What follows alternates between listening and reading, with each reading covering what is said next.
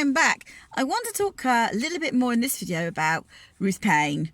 Now, we talked earlier, didn't we, about Ruth Paine being involved and part of the conspiracy. So I just want to elaborate on that a little bit more and talk about some of the things that she specifically did after the assassination.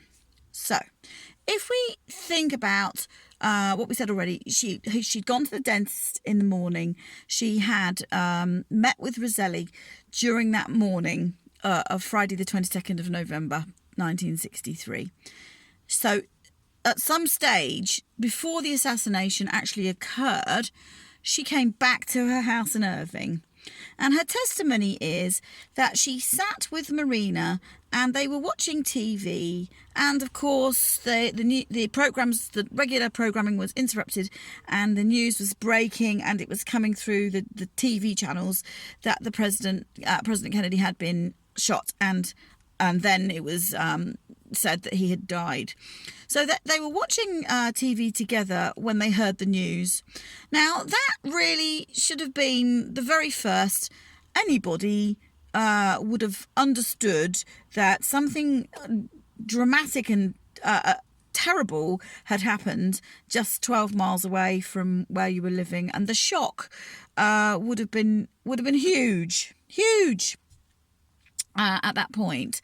So there we have Ruth and Marina, two housewives, little children, running around receiving the news. So we can kind of picture the scene on that. So a little later, Asley is arrested, and he's arrested at 1:50 in the Texas Theatre, remember.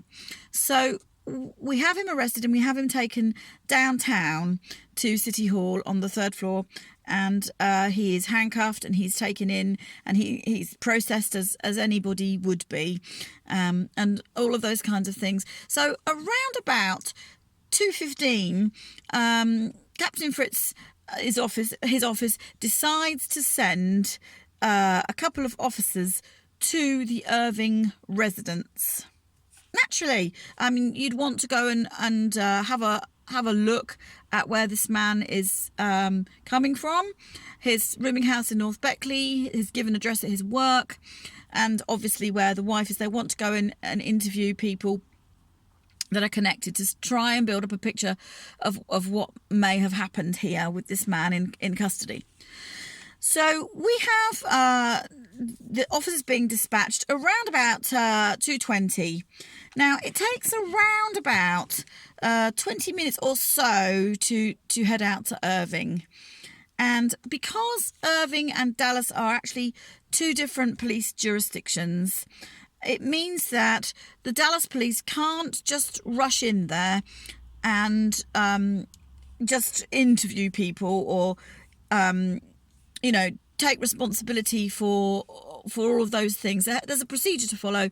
They're outside of their natural territory, their jurisdiction, so they have to wait for the Irving police to actually be involved, and an Irving police officer has to be present to make this procedurally correct before they can do anything in terms of searching a property.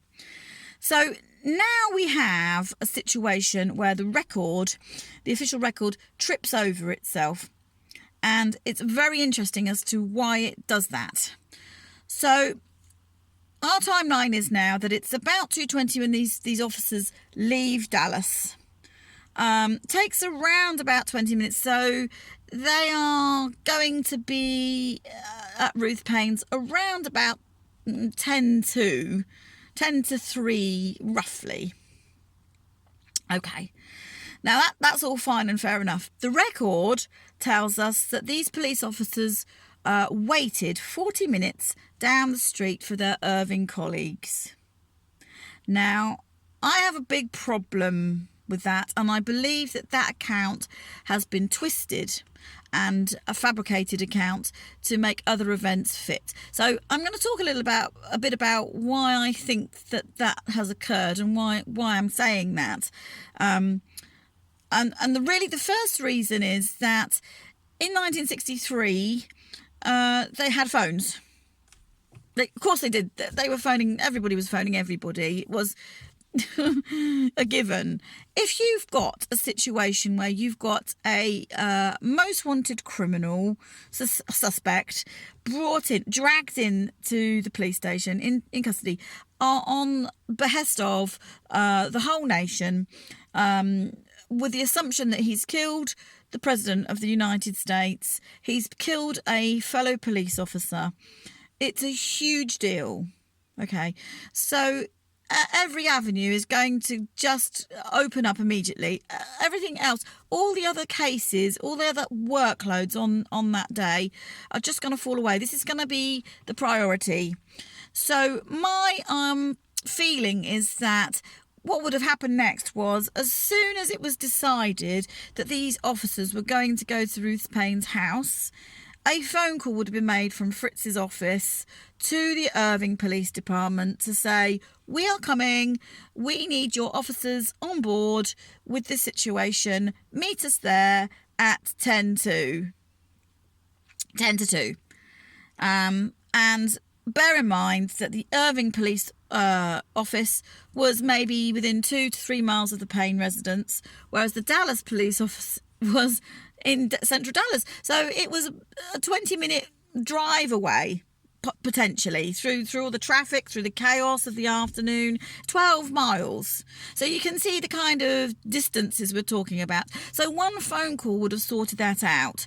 As these these detectives are leaving the Dallas office, if a phone call had been made at that point from somebody else in that office, they would have met them there, they'd have gone straight in. So this 40-minute wait that we've got recorded in the record, I believe, has been put there deliberately to obfuscate a truth and a fact.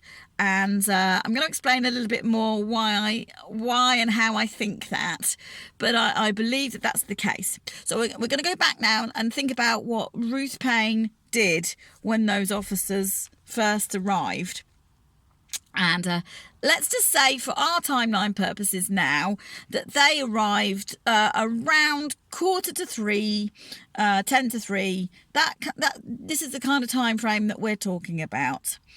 Okay, now, when these police officers knocked on the door, Ruth Paine answered the door, and she said, "Come on in, we've been expecting you." Which is kind of unusual, because this is 10 to 3. The latest this could be, in my opinion, is 10 to 3 on that afternoon. Lee Harvey Oswald's name was not released into the media and not broadcast on the TV, at least until at 3:05 in the afternoon. So I would like to ask Ruth Paine, why did she say that? And why would a person say that without foreknowledge? Why would you open the door to police officers and say, "Come on in, we've been expecting you"? That is a very unusual thing to say in the circumstances, and it's highly, highly suspicious, because it indicates prior knowledge. Just that one response. And I believe she did have prior knowledge, and I believe this was a slip-up. And these officers have recorded that correctly. I do believe that. So these police officers want to come in, and they want to have a look in Ruth Paine's property. They want to have a little shifty around, a little nosy around, to see if they can find anything, maybe float a few questions to Ruth and Marina, kind of get the feel of what's coming back here. There's one problem though. They have no search warrant. It's too soon to have a search warrant, because Lee Harvey Oswald literally was processed through the Dallas Police Department as he arrived, 2:15. No charges at this point have been brought. None. Nothing. Nada. Nothing. So there is no time in which they can have approached a judge and got a search warrant for searching the Irving property.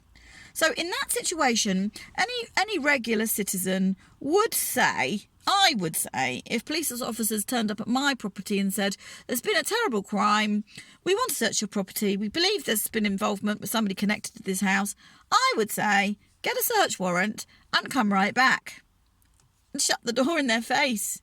Because you wouldn't, you just wouldn't let police officers in your house to do that kind of search, to implicate somebody connected with your household, maybe even yourself. You have no idea what this situation is being and unfolding in the natural. You might even feel that you might implicate yourself if you have no clue about what's going on here. So the proper natural response for any sensible person, intelligent person, is to say, come back with your search warrant, with permission, because until you do, I am not letting you in this front door.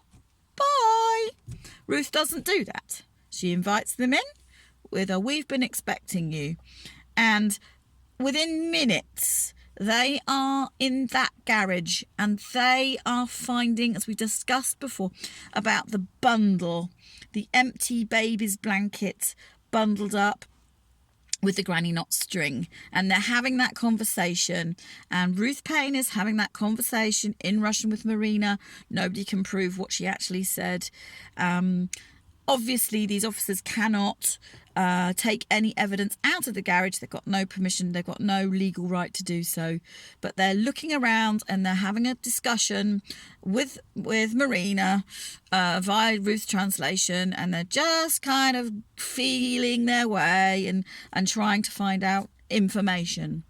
Now, this is where it gets complicated, because during this scenario, when those police officers are in that garage, Michael Paine shows up, and that's interesting in itself.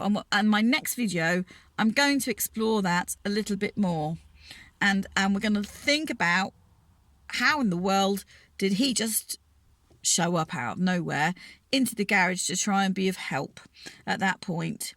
Linnie May, we remember, also showed up during this time frame when these officers were at the house to be of help, offering her curtain rod story. So in my next video, we're going to talk about that just a little bit more.